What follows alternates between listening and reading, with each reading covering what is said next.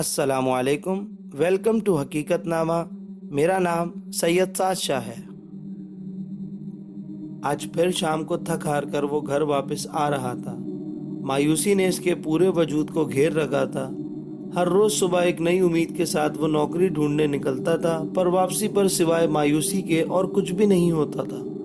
वो जहाँ भी नौकरी के लिए जाता, वहाँ अफसरान को इसकी डिग्री से ज़्यादा रिश्वत या सिफारिश चाहिए थी।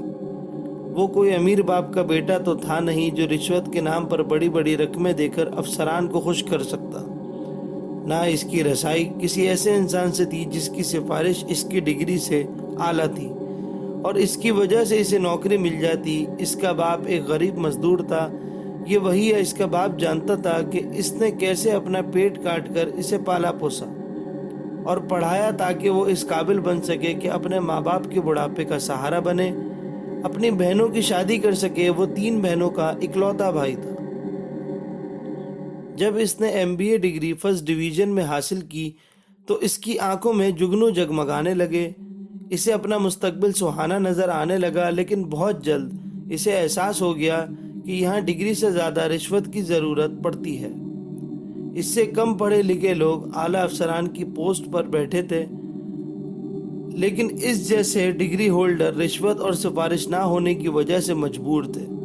घर के दरवाजे पर पहुंचकर इसने शिकस्ता अंदाज में दस्तक दी। आ गए तुम अरमान बेटा। इसकी माँ ने इस आस पर दरवाज़ा खोला कि शायद आज इनकी किस्मत का सितारा चमक गया हो और इसके बेटे को नौकरी मिल गई हो। बेटे के चेहरे पर नज़र पड़ते ही वो समझ गई हमेशा की तरह आज भी वो खाली हाथ वापस आया है। तुम मुँह हाथ धो लो, मैं तुम्हारे लिए खाना लेकर आती हूँ, अरमान की माँ ने कहा और किचन की तरफ चली गई। ये खाना लेकर आती हूँ, अरमान की माँ ने कहा और किचन की तरफ चली गई। आज फिर सफ़ेद हवेली में खौफ का समा था। पूरी हवेली के दरो दीवार खौफ से लर्जा थे। यूं लगता था कि जैसे जलजला आ गया हो। आज अमावस की रात थी और ये अमावस की रात को चौधरी दिलावर की बेटी रचना की हालत बहुत ही ख़राब हो जाती थी। इसे सख्त किस्म का दौरा पड़ता था और इसकी दिलदोज़ चीखें पूरी हवेली और गांव को हिलाकर रख देती थी। रचना का खूबसूरत चेहरा सियाह पड़ जाता और आंखें बाहर को उबल आती। आवाज़ इस कदर खौफनाक हो जाती थी कि यूं लगता था कि जैसे समाअत को मुतासिर कर देगी। इस हालत में रचना को संभालना बहुत ही मुश्किल हो जाता था और अमावस की रात से पहले ही इसे रस्सियों से जकड़ दिया जाता था। चौधरी दिलावर अपनी बेटी की ये हालत देखकर रो पड़ता था। रचना इसकी इकलौती बेटी थी, लेकिन अपनी बेटी को तड़पते देखने के सिवा वो कुछ नहीं कर सकता था। चौधरी साहब, आप कुछ करें। देखें रचना की हालत आज फिर कितनी ख़राब हो गई है। रचना की माँ ने रोते हुए कहा, बेटी की इतनी ख़राब हालत इससे नहीं देखी जाती थी।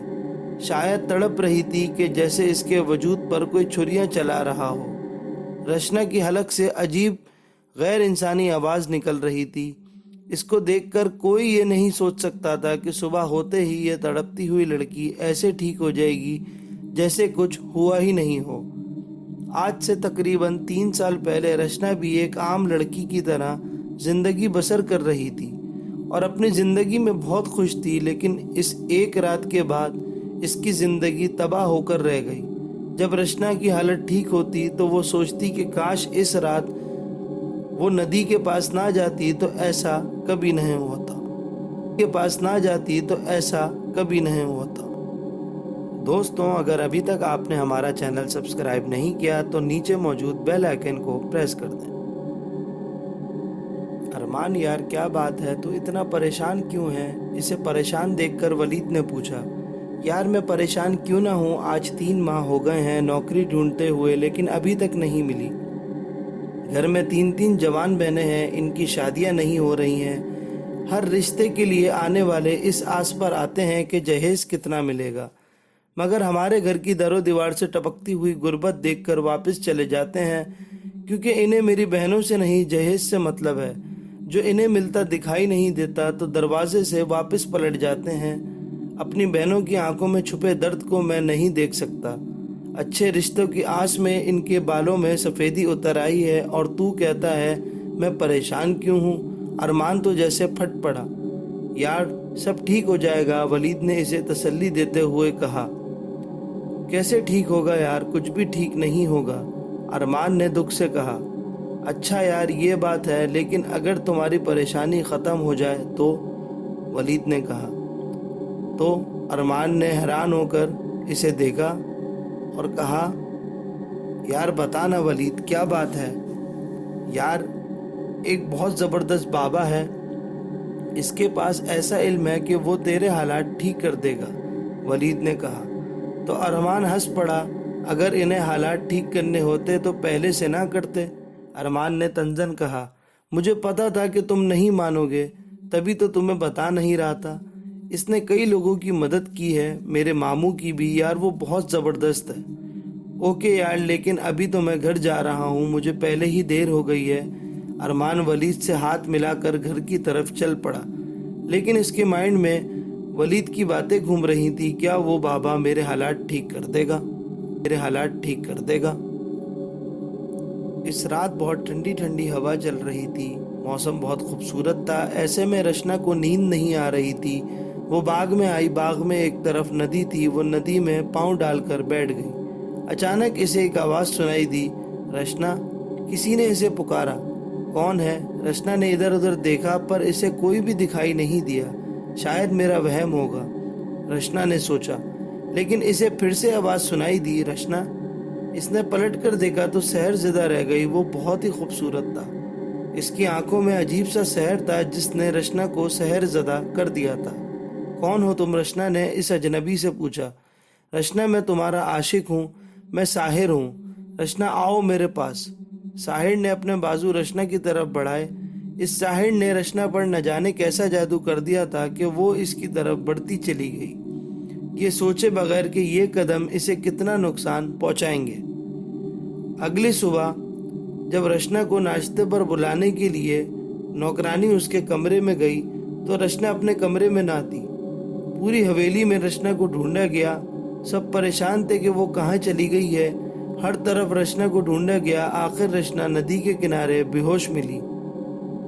सब हैरान थे कि रचना नदी के पास क्या करने आई थी और वहाँ बेहोश कैसे हो गई।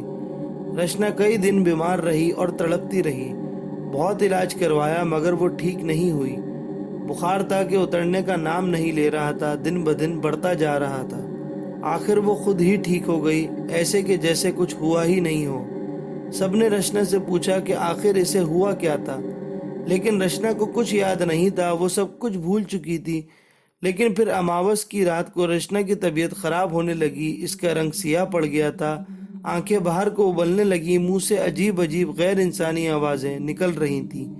यूं लगता था कि इसे कोई बहुत बड़े चीज़ तकलीफ दे रही है। वो सर के बल ज़मीन पर चलने लगती। ये सब रचना के साथ क्या हो रहा था किसी की समझ में नहीं आ रहा था। इसे कई डॉक्टरों, पीरों, फकीरों को दिखाया गया, लेकिन रचना ठीक नहीं हुई। रचना जानती थी कि इसकी हालत का जिम्मेदार कौन है, पर वो किसी को ये बात बता ना पाती थी कि इसे या इसके साथ उस रात क्या हुआ था, कि इसे या इसके साथ उस रात क्या हुआ था। चौधरी जी, मैं एक साधु को जानता हूँ जो काले इल्म का माहिर है। अगर रचना बीबी को इसके पास ले जाया जाए तो उम्मीद है कि रचना बीबी ठीक हो जाएंगी, चौधरी दिलावर के मुलाजिम अकरम ने कहा। कौन है वो बाबा? अगर तू किसी ऐसे साधु को जानता है तो मुझे पहले क्यों नहीं बताया? चौधरी दिलावर गुस्से से अपने मुलाजिम से कहने लगा। चौधरी जी, वो मैं बताना चाहता था मगर मुझे मौका नहीं मिला, अकरम ने डरते डरते कहा। ठीक है अकरम, अगर इस मसले का हल साधु के पास जाकर ही मिलेगा तो हम रचना बेटी को इसके पास लेकर जाएंगे। ये बात चौधरी दिलावर ने तो कह दी, लेकिन काश वो जान पाता कि तमाम मसाइल का हल सिर्फ एक ही ज़ात के पास है और वो है सिर्फ खुदा की ज़ात। बेशक अगले दिन वो रचना को इस साधु के पास लेकर गए। साधु ने रचना को देखा तो चौंक पड़ा। मुझे और इस छोरी को इस कमरे में अकेला छोड़ दें, साधु ने कहा। पहले तो चौधरी दिलावर हिचकिचाया, लेकिन फिर वो कमरे से बाहर चला गया। थोड़ी देर बाद जब चौधरी दिलावर कमरे में वापस आ गया तो रचना एक तरफ बेहोश पड़ी हुई थी और साधु की आंखों में तो जैसे खून टपक रहा था। इसकी आंखें बहुत ज़्यादा सुर्ख हो रही थीं। इसकी आंखें बहुत ज़्यादा सुर्ख हो रही थीं। کیا بات ہے امی جان، آپ اتنی پریشان کیوں ہیں؟ ارمان نے ماں کی پریشانی بھانپتے ہوئے کہا۔ اس کی ماں اپنی پریشانی ارمان سے چھپانے کی کوشش کرتی پر ارمان پھر بھی جان لیتا تھا۔ وہ بیٹا، آج کچھ لوگ آئے تھے ہما کو دیکھنے کے لیے۔ انہیں ہما تو پسند آ گئی مگر اماں یہ لوگ ہما کے ساتھ وہ سامان کی ایک لسٹ بھی دے گئے۔ اماں یہی بات ہے نا؟ ارمان نے دکھ سے کہا اور اٹھ کر باہر نکل گیا۔ اپنی ماں کے آنکھوں میں وہ آنسو نہیں دیکھ سکتا تھا۔ میں کروں تو کیا کروں؟ اماں کی پریشانی، ابا کی بیماری اور بہنوں کے ٹوٹتے خواب میں نہیں دیکھ سکتا۔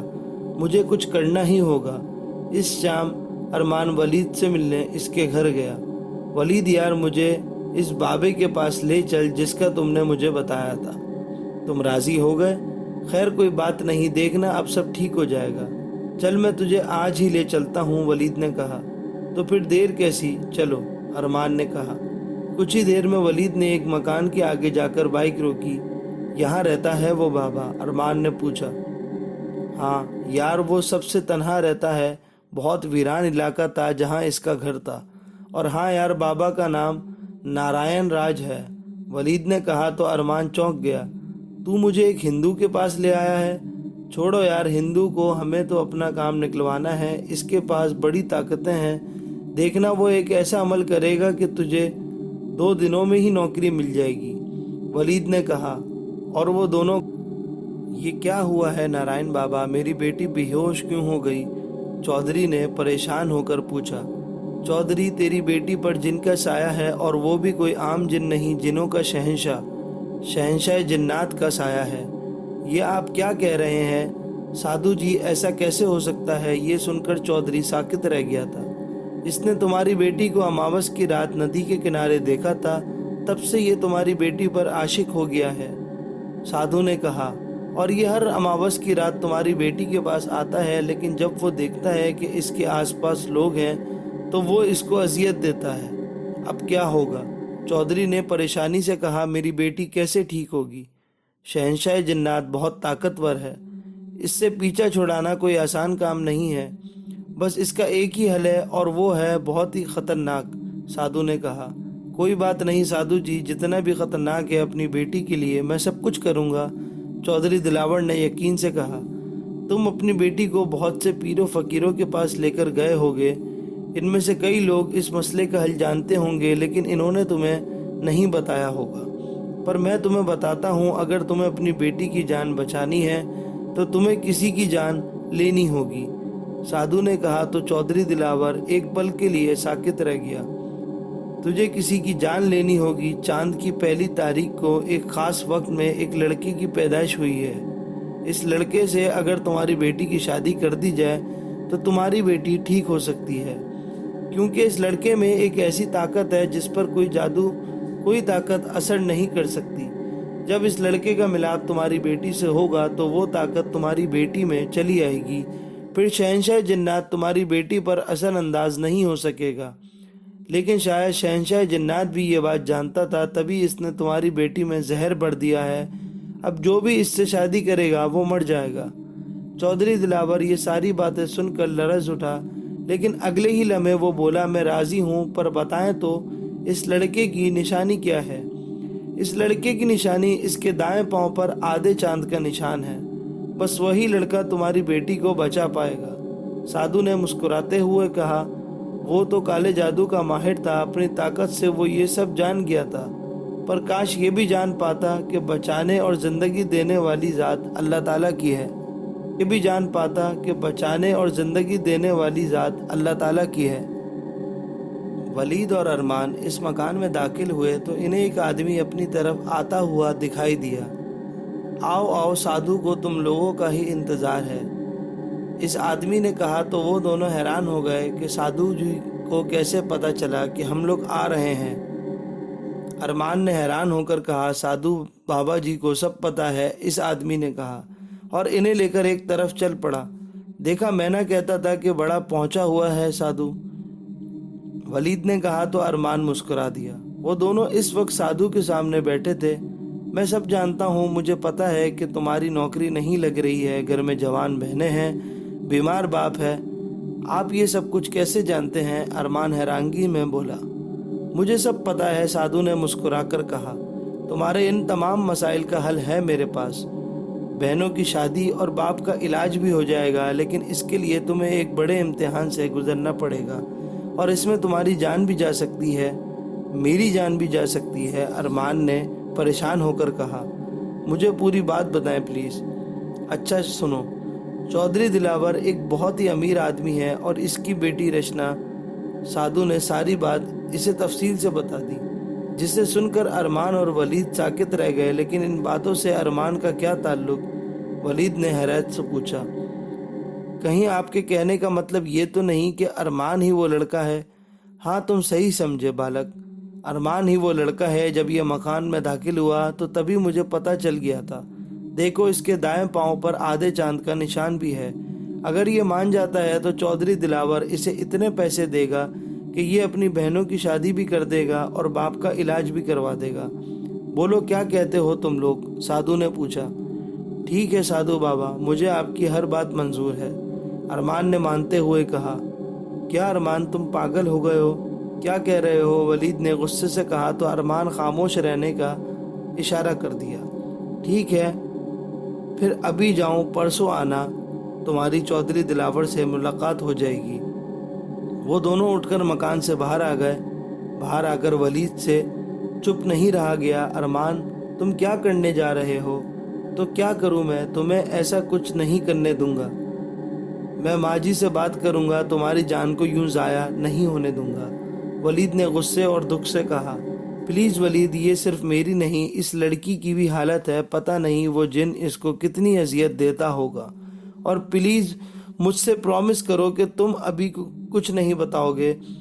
तुम्हें इस दोस्ती की कसम जो हमारे बीच में है, अरमान ने कहा तो वलीद बेबसी से इसे देखता रह गया। साधु जी, आपने मुझे बुलाया था? चौधरी दिलावर ने साधु के पास हाजिर होकर कहा। हाँ चौधरी, तुम्हारा काम हो गया है। वो लड़का मुझे मिल गया है जो अगर तुम्हारी बेटी से शादी करेगा तो तुम्हारी बेटी शहंशाह जन्नात से छुटकारा पा सकती है। पर तुम्हें इस लड़के को रकम देना होगी। आप फिक्र न करें साधु जी, मैं हर कीमत दूंगा अपनी बेटी को बचाने के लिए। साधु ने अरमान को भी बुलाया था, इसीलिए थोड़ी देर में अरमान भी वहां आ गया। चौधरी ने अरमान की तरफ देखा। वो एक अच्छा खासा खूबरू नौजवान लड़का था। एक पल के लिए इसे परेशानी हुई कि वो क्या करने लगा है, पर अगले पल अपनी बेटी की मोहब्बत गालिब आ गई। मैं चाहता हूँ कि तुम शादी से पहले रचना से मिल लो और तुम्हें जितने पैसे चाहिए वो मैं दे दूंगा। आज चांद की 3 तारीख है, अगले माह चांद की 1 को तुम्हारी रचना के साथ शादी हो जाएगी और बिल्कुल सादगी के साथ होगी। किसी को कुछ पता नहीं होगा। ठीक है चौधरी जी, मुझे मंजूर है। फिर भी मुझे थोड़ा सा टाइम दें, ताकि इस दौरान मैं अपनी बहनों की शादी भी कर लूँगा, तभी मुझे सुकून की मौत आएगी। अरमान ने कहा तो चौधरी रंजीदा हो गया। वो लड़का अपनी बहनों की खातिर अपनी जान देने को तैयार था। बतूल, जाओ रचना बेटी को बुलाकर लाओ, चौधरी दिलावर ने अपनी मुलाजमा बतूल से कहा। अच्छा चौधरी जी, वो चली गई। देखो अरमान, हमने रचना को ये तो बता दिया है कि तुम्हारी इससे शादी हम करने लगे हैं, पर इसे मालूम नहीं कि इस शादी के बाद तुम्हारी मौत वाक़ई हो सकती है। तुम इसको ऐसा कुछ मत बताना। ठीक है चौधरी जी, जैसा आप कहेंगे ऐसा ही होगा। और अगर मेरी बहनों की शादी का मसला ना होता तो मैं कभी भी इस काम को करने के लिए तैयार न होता। अरमान की आंखों में आंसू आ गए तो चौधरी दिलावर ने इसे गले से लगाया। आओ आओ रचना बेटी। चौधरी दिलावर ने रचना को देखकर कहा, इससे मिलो, ये अरमान है, ये वही लड़का है जिससे तुम्हारी शादी हम करवाने जा रहे हैं। अस्सलाम वालेकुम। रचना ने मुस्कुराते हुए कहा तो अरमान इसे देखता ही रह गया। वो वाकई बहुत ही खूबसूरत थी। इस 1 माह में अरमान ने अपनी बड़ी बहनों की शादी कर दी। अरमान की माँ हैरान थी कि इसके पास इतने पैसे कहाँ से आए। वो जब भी अरमान से पूछती तो वो कहता, माँ, मैंने अपने दोस्त से पैसे लेकर उसके साथ कारोबार शुरू किया है। वो बाहर के मुल्क से पैसा लगाता है, इधर मैं कारोबार संभालता हूँ। वो माँ को असल बात बताकर मौत से पहले नहीं मारना चाहता था। आखिर वो दिन भी आ गया जिस दिन अरमान और रचना की शादी थी। चांद की 1 तारीख थी। अरमान रचना के कमरे की तरफ बढ़ा जहाँ वो इसकी मुंतज़िर थी वो जानता था कि वो खूबसूरत दुल्हन इसकी मौत थी। इस मासूम को आज की रात अजियत से हमेशा हमेशा के लिए छुटकारा मिल जाएगा। अरमान ने मुस्कुराते हुए रचना का हाथ थामा। रचना, आज हमारी मिलन की रात है और आज के बाद तुम्हें कोई तकलीफ नहीं दे सकेगा। अरमान ने कहा, आज के बाद हमारी मोहब्बत अमर हो जाएगी। लेकिन रचना को क्या पता कि आज हमारे मिलन की आखिरी रात और पहली रात है।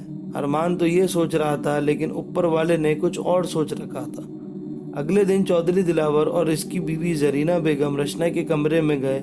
जब वो कमरे में दाखिल हुए तो अंदर के मंजर ने इन्हें साकित कर दिया। जाओ नौरीन, अरमान को बुलाकर लाओ, कमरे से बाहर आकर नाश्ता करे। कल सारा दिन ये लड़का घर से बाहर रहा है, रात को आ गया होगा। वैसे भी अरमान रात को बाहर नहीं रहता। अरमान की माँ ने अपनी बेटी शाहिदा और नौरीन से कहा। वो अरमान के कमरे में गई। अरमान कमरे में नहीं था।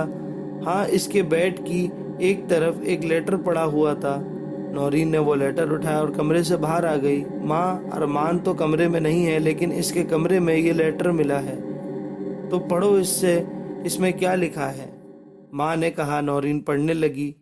प्यारी अम्मी जान, मैं जानता हूँ कि आपने और बाबा ने कितनी मोहब्बत से मुझे पाला और मुझे इस काबिल बनाया कि मैं मुआशरे में सर उठाकर जी सकूँ।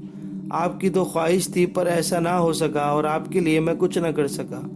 आपको, अब्बू को, बहनों को मैं दुख में नहीं देख सकता था। मैं क्या करता, मुझे कुछ समझ नहीं आ रहा था। फिर मुझे चौधरी दिलावर मिले, जिनकी बेटी पर आसेब का साया था, जो इस वक्त ख़त्म हो सकता था अगर मैं इससे शादी करता। और इन्होंने मुझे पैसे दिए थे, जिसकी वजह से मैं बहनों की शादी कर सका। बाकी पैसे मेरी अलमारी में रखे हैं, इससे नौरीन की शादी करना और बाबा का इलाज भी करवाना। माँ, मुझे रचना से शादी के बाद मरना होगा। वो ठीक हो जाएगी। मुझे माफ़ कर देना नौरीन। तुम भी अपने भाई को माफ़ कर देना। खूब दिल लगा कर पढ़ना और डॉक्टर बनना और बाबा का ख्याल रखना। खुदा हाफिज़। ख़त नौरीन के हाथों से फिसल गया और फूट फूट कर रोने लगी। अरमान की माँ के मुंह से चीखें निकल रही थी। अरमान, तुम वापस आ जाओ, हमें तुम्हारी ज़रूरत है, पैसे की नहीं। लेकिन अब बहुत देर हो चुकी थी। वो बहुत दूर जा चुका था, जहाँ से कोई भी वापस नहीं आता। अरमान का बीमार बाप एक तरफ साकित हो गया। इसने अपनी तमाम उम्र की जमा पूंजी आज लुटा दी थी। वो खाली हाथ रह गया था। कमरे में बहुत खौफनाक मंजर था। कमरे में खून बिखरा हुआ था। वो खून के पेट से निकल रहा था। एक तरफ अरमान की लाश पड़ी हुई थी और जरीना बेगम रचना को झंझोड़ते हुए बोली, ये तुमने क्या कर दिया रचना, क्यों ऐसा किया। तभी इसकी नज़र इस खत पर पड़ी जो रचना के सर की तरफ पड़ा हुआ था। जरीना ने वो खत उठा लिया और पढ़ने लगी। बाबा जान और अम्मी जान, मैं जानती हूँ कि आप मुझसे कितना प्यार करते हैं और मुझे इस तकलीफ़ से बचाने के लिए आप कुछ भी कर सकते हैं और किसी की जान भी ले सकते हैं मेरे लिए। हाँ बाबा जान, अरमान मरने से पहले मुझे सब कह दिया था। इसने वादा खिलाफ़ी नहीं की, लेकिन बाबा गलती मेरी थी। मैं वहाँ नदी के किनारे गई थी और मैं अरमान से बहुत प्यार करने लगी हूँ, लेकिन नहीं चाहती थी कि मेरी गलती की सज़ा इसे मिले। लेकिन वो मेरी खातिर अपनी जान देने पर तैयार हो गया।